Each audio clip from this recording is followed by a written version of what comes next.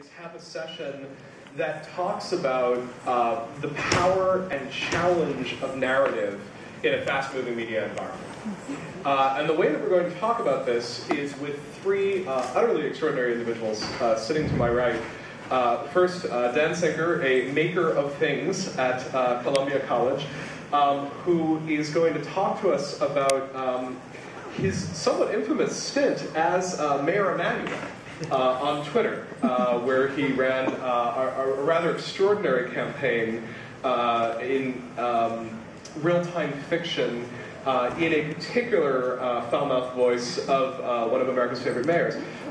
To his right, Liz Henry, a journalist, a poet, an agitator, a maker of things, a technologist at BlogHer, and an all-around splendid individual who should be known for many, many, many reasons, but most recently is known as being one of the people who unmasked Amina, who was a Syrian lesbian who we were all deeply concerned about, who turns out to be a bearded Scottish guy. Right. And so we're going to talk about that and what that means for storytelling. In particular, we're going to talk about what it means for storytelling for our friend at the very end here, Andy Carbon, who is a senior strategist over at NPR, who appears to have given up even that vague job title and has pretty much turned into a full-time one-man Middle East aggregator, trying to figure out how to successfully surf atop this strange, roiling world where media happens at all times, and we're always trying to figure out what is fact and what is fiction and what we should pay attention to or not. So with that as the introduction, I'm going to shut up and let each three of these folks tell some stories. There was an intern named Carl, a puppy named Hambone, and then a mustachioed duck named Quaxelrod who joined them all on this trip. Over the months, these characters grew, and the stories became much more fantastical. And the end actually revealed that, in fact, this fake account was a fake account, right? That the mayor of Chicago, this is Mayor Daley, current Mayor Daley, who kidnaps Mayor Emanuel the day before the election, and explains to him this deep-set secret on the roof of City Hall in a garden of celery that's used to make the sacramental celery salt. He reveals to him that, in fact, the mayor of Chicago oversees a multiverse of infinite Chicagos, and that Mayor Emanuel is actually out of place in our time, and he's supposed to be in another Chicago. And so the day after the election, in a what was actually in the real world a major hailstorm and eventually thundersnowstorm, Mayor Emanuel disintegrates into space-time itself. This is his final words. Cut off mid-sentence as the time vortex kind of closes around him.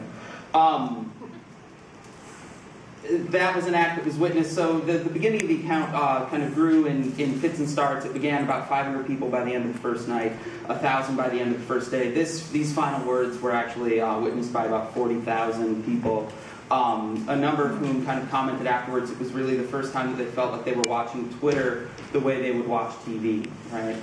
And that really realized that this was a very different thing. There was a lot of attention, so a lot of that grew through retweeting and things like that, but it also grew because a lot of press attention came to the account. Politico ran one of the early stories. The Chicago Tribune obviously became very, very interested in the account. Crain's Chicago Business actually blogged about it on a very regular basis. The New York Times wrote a piece. But then in a story that is weird pretty much from start to finish, something very weird happened. I have to ask you really fast here about this, Rahm. You know, you've got a lot of followers on Twitter, including myself, but, you know, that guy that's out there is the fake Rahm Emanuel, has 21,000 Twitters. What do you think about that guy? Here's what I'm going to do. After the election, I am offering a donation to the charity of that gentleman or woman's choice if they would come forward and identify themselves. Oh, that's a good plan. That is a good plan. After the election, I think this is like the individual, you know, finally Joe Klein came out and said he wrote the book The Natural. Right. Who wrote up President. I will offer $2,500 or $5,000 personal contribution to the charity of that individual's choice if they would make public who they are. And he just made some news right there. And I got to... So that wasn't supposed to happen. By any measure of anything, that was not supposed to happen. it's interesting, Baratunde last night talked about satire and democracy and how, to really kind of experience democracy, we have to actually embrace satire, and I have to give him an incredible amount of credit for doing exactly that. We did actually finally meet. I revealed myself about a week after the account ended. We went on that same radio show 2 days later. He gave me a $5,000 check. Causes.com saw the ability to kind of get some publicity, matched that $5,000 check, and both radio hosts threw in $1,000 each. So, and then the Causes ran a thing, so over $13,000 was raised for a writing organization in Chicago called Young Chicago Authors. But this moment made me realize that this really needed to come to an end, and so on February 28, 2011, The Atlantic went live with a story about the Mayor Emanuel account. And the author, Alexis Madrigal, who I'm sure many of you know in this room, actually did a really wonderful job of framing the account within the context of storytelling, saying, quote, "It pushed the boundaries of the medium, making Twitter feel less like a humble platform for updating your status and more like a place where literature could happen.